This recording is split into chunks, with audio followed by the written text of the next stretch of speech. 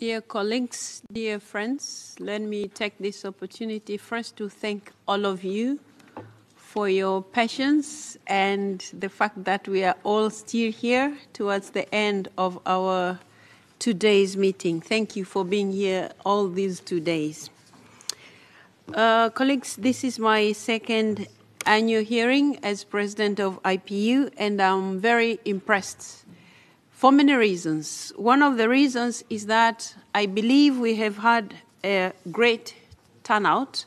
About 180 parliamentarians from 60 parliaments attended this time. So it's a big number, and I'm very grateful that all of you could make it here.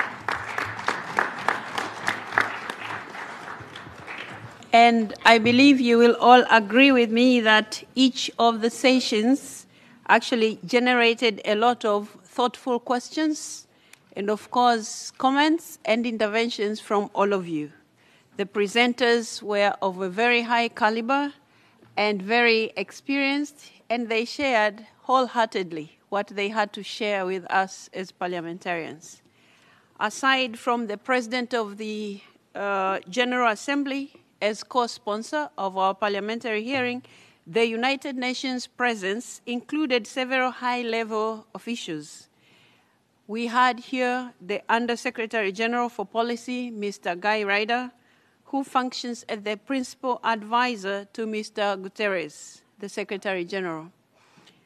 I want to thank in particular, and I think you will all agree with me, our very able moderator, Dan. Please a round of applause for him. He has done a great job, very terrific, and I believe this is not your first time, and I believe we can already book you for next year already. You have done a very good job. We're very grateful. Thank you, Dan. But that said, I would also like to appreciate the initial survey exercise that got all of us thinking, and of course, actively engaged all of us into the issues that came very impromptu from Dan. And I believe that had set the ground for all of us, and for the 2 days sessions were all set during that exercise. So this was very innovative, and I believe that is likely to continue. And this formula, again, allowed us to explore a lot of ground together. And the questions that you responded very quickly, very fast, were very fascinating. And, of course, examining many trees in close proximity without missing the forest. Thanks to Dan, once again. Right now, in this short time, I just want to highlight a few messages from the meeting that I would like you to take home while we work on the summary report. The premise of the whole discussion was aptly put by Professor Sachs when he said, all of these challenges are human-made. Therefore, they are human-solvable. The SDGs are not an impossible task, and we can succeed if we put our hearts and mind to it. As one presenter noted, in almost no time, the international community was able to raise some $7 trillion in response to the economic crisis caused by COVID pandemic. What prevents us from making the same effort for the SDGs in the next 5 years? While people at large may not be familiar with the SDGs proper, they know their own problems very well. They want healthcare, education, economic opportunity, and clean environment.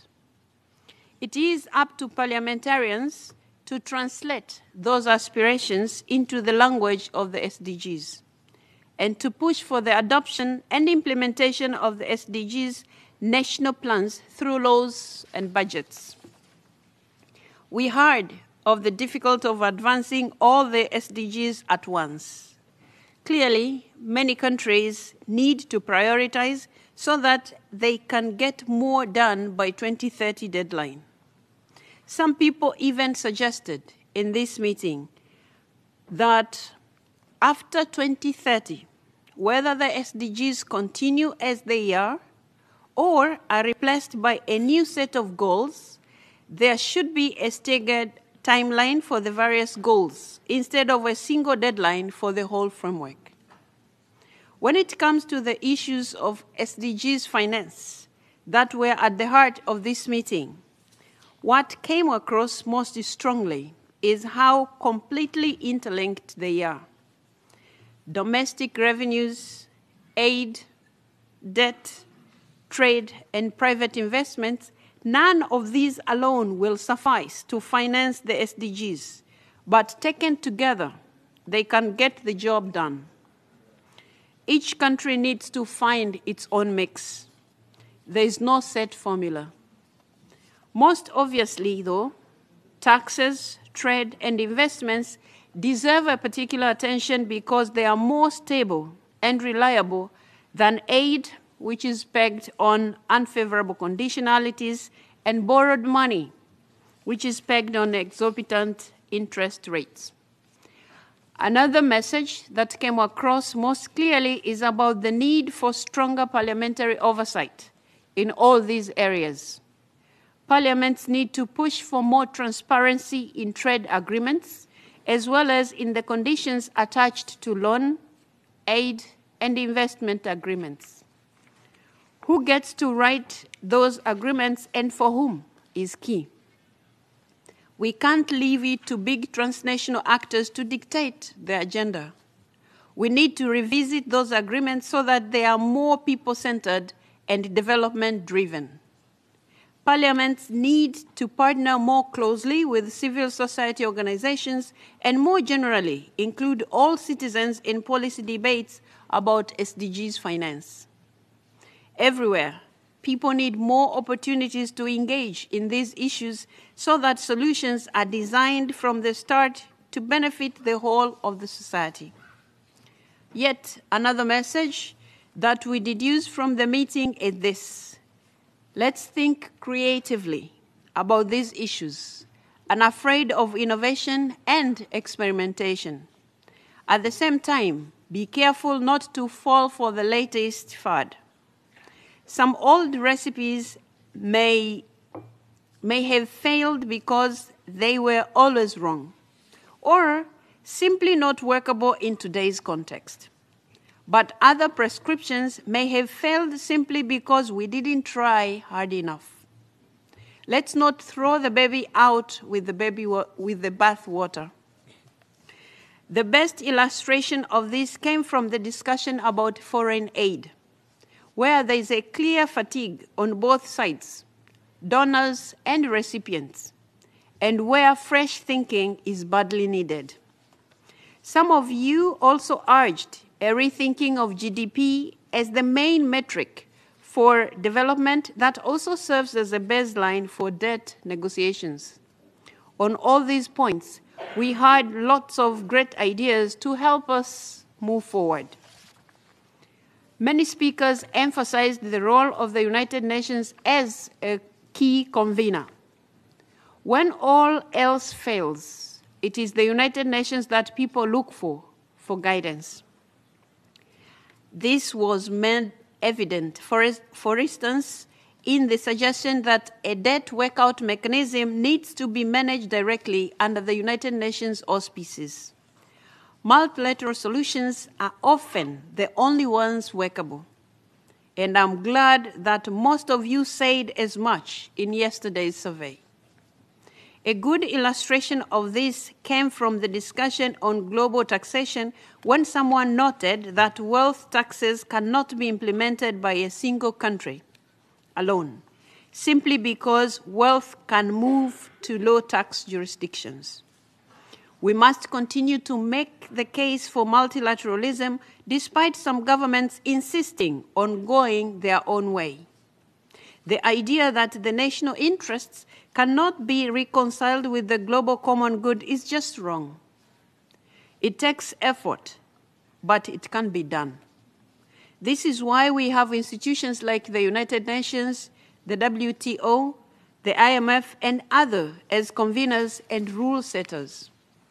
Finally, this meeting impressed on me once again the critical importance of good governance in all aspects of development, including finance. Low trust in government was cited many times as a huge issue. We saw this, for example, in the discussion about taxation. People do not trust a system that favors the richest in our societies with relatively low tax rates, as well as sorts of loopholes and subsidies. Restoring fairness in taxation will go a long way in restoring trust in government. Colleagues, to conclude, let me remind you that this meeting is our main contribution to the 4th United Nations Conference on Financing for Development that will take place in June in Spain. The summary report of the meeting will be circulated to all member states. As we heard, the zero draft outcome document of the conference contains several references to the oversight role of Parliament. Our office here will keep an eye on the ongoing negotiations. But you need to do your part too when you return home. Ask the minister for a briefing and demand to review the draft document that is on the table to make sure that all references to parliaments are retained. Just as important, make sure that the various issues on the agenda are debated in the relevant committees, and recommendations presented to your government before a final agreement is reached. We will be sharing information about this process with all members of the IPU, with a view to facilitating the inclusion of parliamentarians in the national delegations to the conference. I believe you will all be committed to this cause, and I hope many of you will be able to join those delegations. That said, dear colleagues, once again, thank you so much for coming. We appreciate your dedication to all the workings of the IPU, and I would now take this opportunity to declare the parliamentary hearing for 2025 officially closed. Thank you.